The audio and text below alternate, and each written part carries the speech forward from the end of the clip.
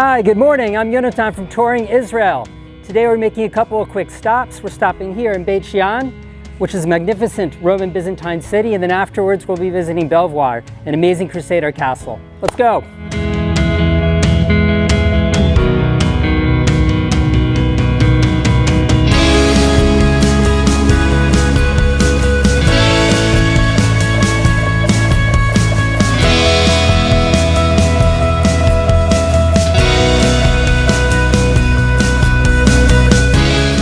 So we have this amazing view. We're looking at the Tell. The Tell is an archaeological mound of layer upon layer upon layer of civilization. This area has been settled for approximately 7,000 years. And of course we have laid out before us, right here you can see the Roman Byzantine city that's been excavated. Just to give you an idea of the rich history, this was underground for many, many hundreds of years.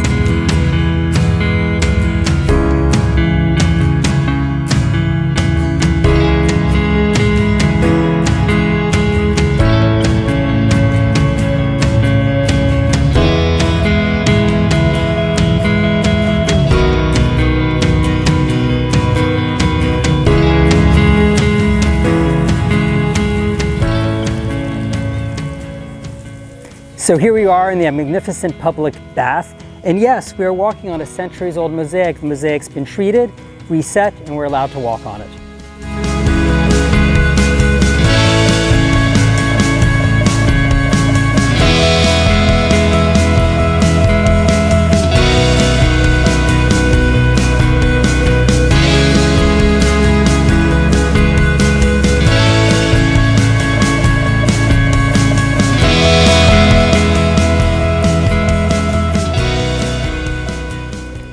Okay, this gives us a bit of a taste of the rich history of the place that we're visiting here in Beit She'an. What are we looking at here? We see a cross. Now we know that this was a Roman city. In the 4th century, the Romans became Byzantines under Christianity, and we think this was used as a baptistry, thus the cross we can see here, which was built into the bath several hundred years after the bath was built.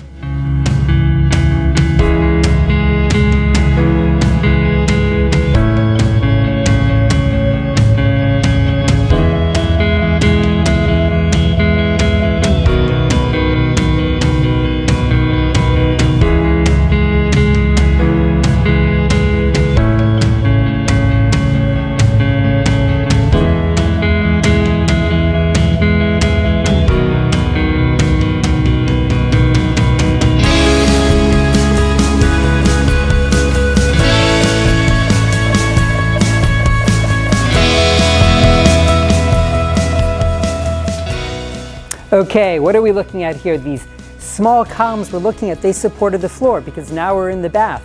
They would circulate the hot air underneath the floor, and that would create a steam room. Here in Beit She'an, in my opinion, one of the spectacular Roman Byzantine baths that we have in the region. And of course, the bath at the time was not just a place to bathe, it was a place for social interaction. You'd go to meet your friends, hang out, chat, catch up on the latest gossip. And also, probably most importantly, it was the great equalizer in society. Everybody and anybody went to the bath. Very, very, very few people had places to bathe at home. So you'd go to the bath, and of course in the bath, you were totally naked, no jewelry. Couldn't tell the difference between who was rich or who was poor. Very central role in the society at the time.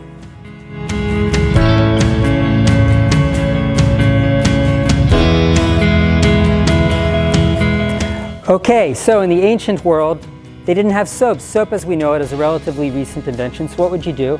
You had the flask with olive oil. You would have the attendant toss some olive oil on you, and then you would use this to scrape your skin. And olive oil and olive trees had a very important role in the ancient world, and of course it's mentioned many, many times in both the Hebrew and the Christian Bible.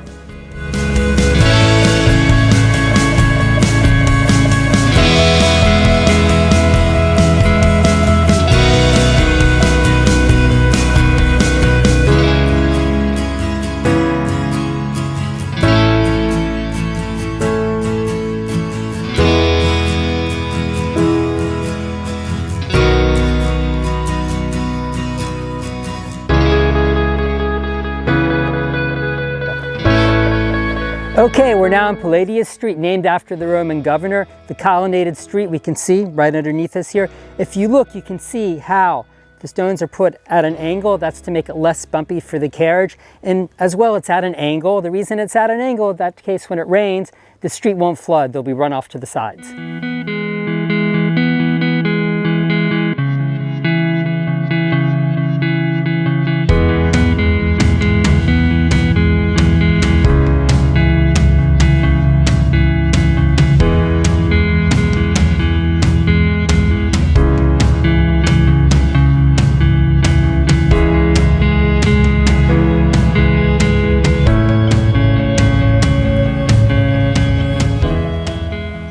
Okay, we're now in the Sigma, which is kind of a shopping area of the city. If we look through here, we can see a mosaic of the guardian goddess of the city.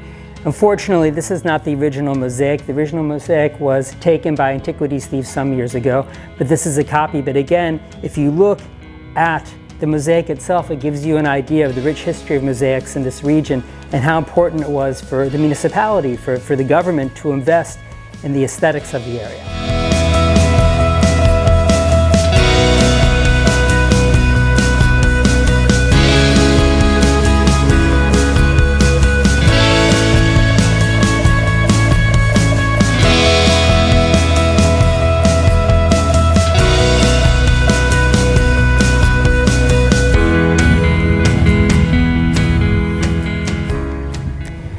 So we're on the Syrian-African rift, and due to that, we sometimes have earthquakes. Two major earthquakes in antiquity, one in 363 and the second one in 749.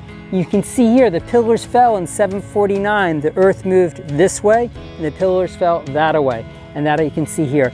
The big earthquake in 749 was kind of like really kind of cut the life of the city short here for many hundreds of years.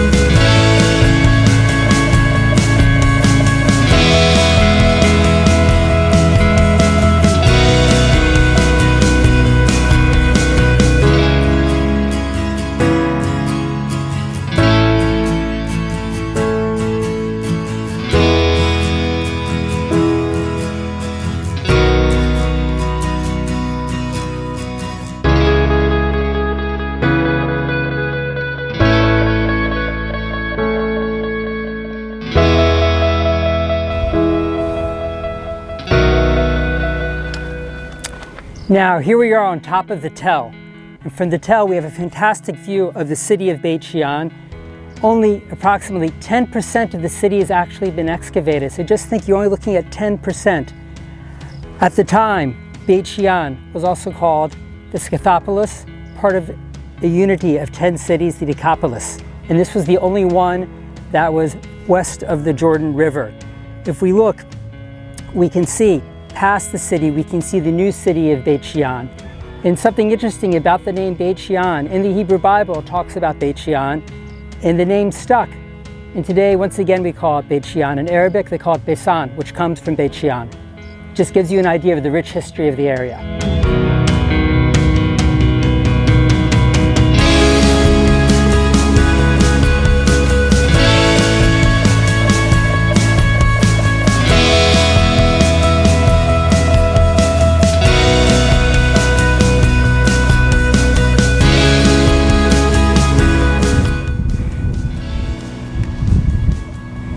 So maybe you recognize this tree from the movie Jesus Christ Superstar. This is really One Tree Hill. It's the only tree up here.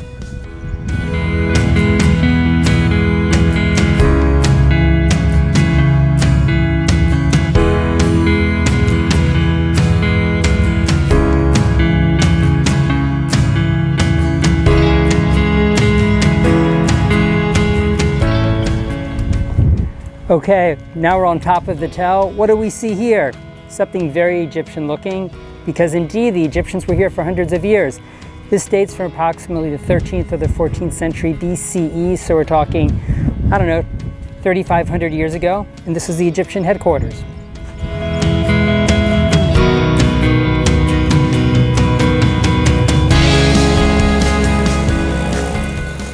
So what we see down here is a Roman bridge from some 2,000 years ago built over the En-Harod River, because of course, in order to have this magnificent city, you needed a water source, and that was the water source here for Beit She'an. If we look across the other way, we're now in the Jordan Valley, we can see the mountains, Jordan, and it just gives you an idea of how small and close things are together here. From here to the border crossing, it's about a 10-minute drive. We could literally be in the Hashemite Kingdom of Jordan in 15-20 minutes from here, no problem.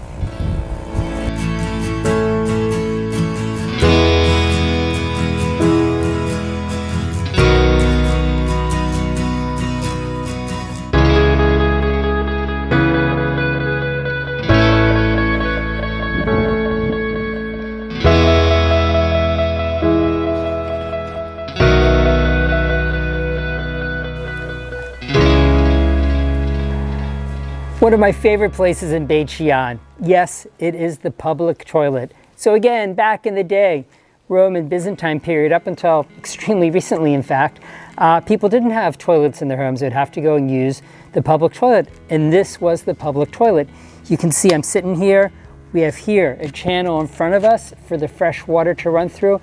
You usually had a stick of some type and sponge from the ocean, and that's how you would clean yourself. Probably kind of smelly, but on the other hand, convenient to use. And again, there was a nominal fee to use the public toilet, but similar to the public bath, it was a fee that everybody and anybody could afford to use.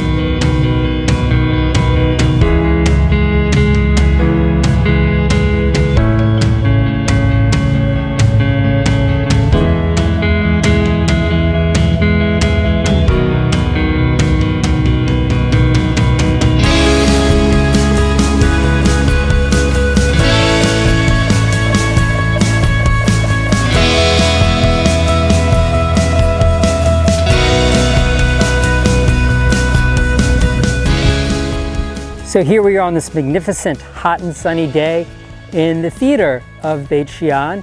We can see here, we can see the entrance and exits. By the way, they were called vomitorium, as to vomit the people out. We think there was another third level up on top. And actually this theater, it's seated up to approximately 7,000 people in a city of 40,000 people. And the role of the theater in the Roman and Byzantine world cannot be underestimated, and the role that it had in the culture of the place and the messages that it was trying to send to its people.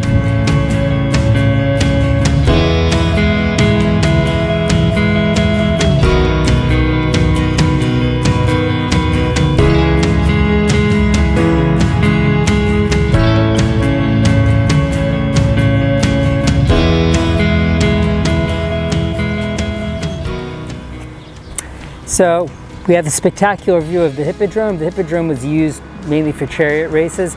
Later, the hippodrome became an amphitheater, but just gives you an idea of what it looked like back in the day. You can also see what was underground. If we look around, we can see what the ground level was until they started excavating here.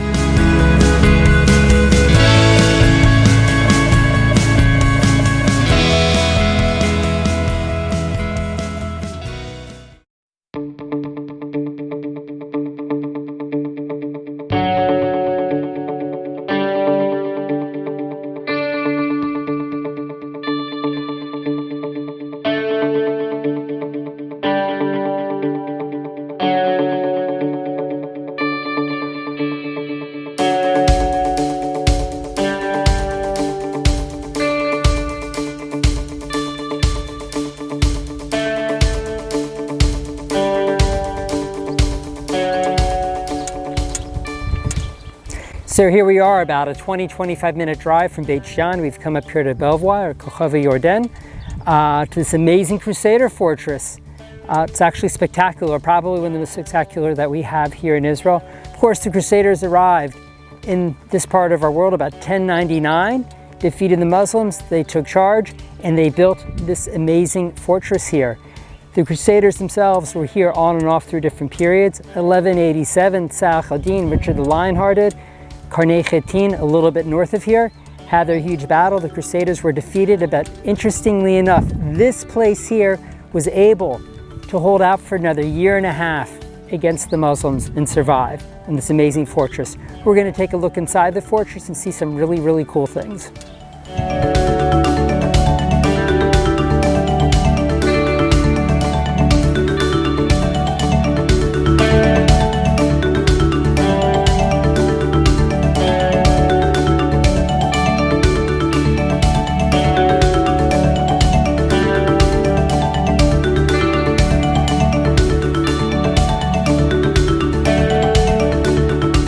So now we've entered into one of the water cisterns up here. Of course, water is crucial. You can't have life without water. We can see left over already from the Crusader time, we can see the plaster on the walls, which is still here. It's actually mind-boggling to think that, you know, some 900 years ago, they built something with plaster on the walls and the plaster is still here. It gives you an idea of the high quality of their building.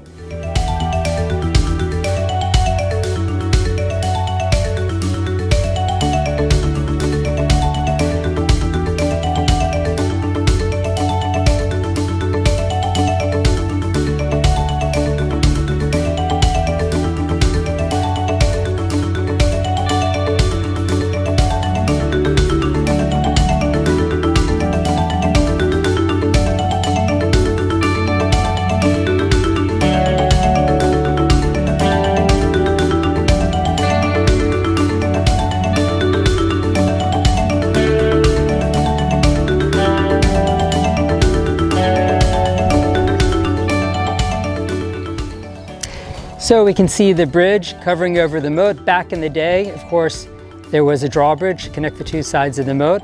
And that's it. Thank you so much for joining us for our tour of Beit She'an and Belvoir. We very much hope to see you soon back here in Israel. Thank you.